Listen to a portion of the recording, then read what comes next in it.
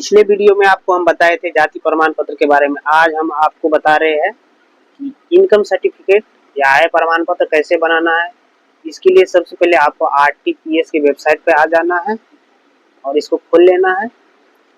खोलने के बाद यहाँ पे सामान्य प्रशासन का ऑप्शन होगा। यहाँ आके 3 नंबर पर आपको दिखेगा आय प्रमाण पत्र का निर्गमन, इस पर क्लिक करना है। क्लिक करने के बाद यहाँ आपको दिख जाएगा अंचल स्तर पर, अनुमंडल और जिला स्तर पर। इसके बारे में हम ये तीनों बनने के बाद बताएंगे।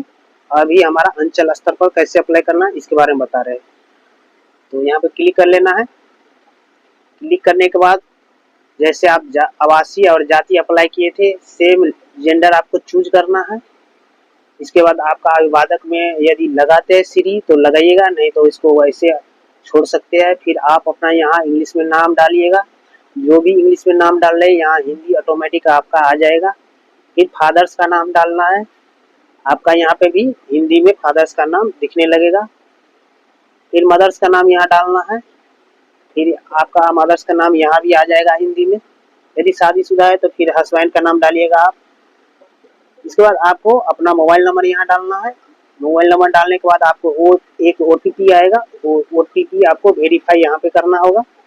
फिर आपको ईमेल आईडी यहाँ पे डालना है। फिर आप अपने राज्य का नाम यहाँ पर चूज करेंगे। फिर आपका जिला जो भी होगा वो जिला आप चूज कर लीजिएगा। फिर अनुमंडल जो भी होगा आपका अनुमंडल चूज कर लीजिएगा। प्रखंड जिस प्रखंड में आप रहते होंगे वो प्रखंड आपको चूज कर लेना है। यदि आप नगर निगम या नगर पंचायत या नगर परिषद ग्राम पंचायत या जो भी जिसमें भी आप रहते हैं उसको चुनाव कर लेना है। चुनाव करने के बाद आपका वार्ड संख्या मांगेगा, यहाँ पे वार्ड नंबर आपको डाल लेना है। फिर आपका मोहल्ला जो भी होगा, यदि गांव में रहते हैं तो गांव का नाम यहाँ डालिएगा। यदि शहर में रहते हैं तो अपने मोहल्ला का नाम यहाँ डालिएगा। फिर आपका पोस्ट ऑफिस कहाँ रहेगा वो आप यहाँ डालिएगा। इसके बाद आपका पुलिस स्टेशन क्या होगा वो डालना है। इसके बाद आपका पिन कोड जो भी होगा आप अपने हिसाब से यहाँ डालिएगा। फिर आपको फोटो यहाँ पे असिस्टेड किया हुआ फोटो यहाँ डालना है। आधार संख्या नहीं डालना है यहाँ पे। आधार संख्या डालिएगा तो फिर आधार वेरिफिकेशन लेगा। फिर आपका यहाँ पे आ जाएगा कि पेशा क्या है आपका। यदि छात्र है तो छात्र डालिएगा, अन्यथा जिस कैटेगरी में आप यहाँ पे आते हैं, यदि किसान है तो किसान डाल सकते हैं, व्यापारी है तो व्यापार डाल सकते हैं, खुद का बिजनेस है तो निजी प्राइवेट सर्विस डाल सकते हैं, सरकारी सेवा में तो सरकारी सेवा आप डाल सकते हैं। अपने हिसाब से ये चुनाव आप कर सकते हैं। फिर आवेदन का आपका उद्देश्य क्या होगा। मान लेते हैं लोन के लिए अप्लाई कर रहे हैं या एडमिशन के लिए अप्लाई कर रहे हैं तो यहाँ पे आपको लिख देना है कि हमको लोन के लिए अप्लाई करना है या एडमिशन के लिए अप्लाई करना है। फिर आपको सरकारी से यदि सरकारी से आप डाल रहे हैं तो आप यहाँ पर सरकारी सेवा से जितना इनकम आता है इसमें आपको डालना होगा। यदि सरकारी सेवा से नहीं आते हैं, यदि छात्र है या किसान है तो आपको कृषि से जितना आया होगा वो डालना है। कम से कम 1 लाख से ऊपर का आपको इनकम सर्टिफिकेट बनाना है, अन्यथा आपको रिजेक्ट कर सकता है। 1 लाख से अंदर बनाइएगा तो रिजेक्ट कर सकता है। तो 1 लाख से ऊपर 1,10,000 5,000 डाल सकते हैं। कृषि से आप डाल सकते हैं जैसे 50,000, इसमें आप डाल सकते हैं अन्य स्रोत से 60,000, ऐसे करके आप बना सकते हैं। यहाँ दोनों डालिएगा तो यहाँ पे टोटल कुल ऑटोमेटिक आ जाएगा ऐड करके। फिर यहाँ पे आपको यदि सरकारी से करते हैं तो चलिए पेंशन डाल सकते हैं, आयकर रिटर्न डाल सकते हैं, लेकिन किसान और छात्र के लिए यहाँ पे एक ऑप्शन है अन्य अभिलेख। इस पर क्लिक करके यदि आपके पास बैंक अकाउंट का स्टेटमेंट है तो वो डालिएगा, अन्यथा बिजली बिल जो भी होगा आप यहाँ पे क्लिक कर लीजिएगा अन्य अभिलेख के पास। बिजली बिल या आपके पास बैंक अकाउंट होगा या गैस बिल जो भी होगा आपको आगे डालना है। इसके बाद हमको यहाँ नीचे आके कैप्चा डाल देना है और क्लिक कर देना है।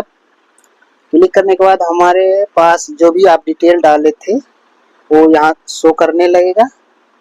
इसको अच्छे से आप देख लीजिएगा। आपका जो भी डाले हैं आप वो गलत है यदि तो इसको अभी एडिट कर सकते हैं, यदि गलत नहीं है तो ठीक है। एडिट करने के लिए आपको यहाँ से एडिट करना है। यदि एडिट नहीं है तो अटैच कीजिएगा। यहाँ क्लिक करके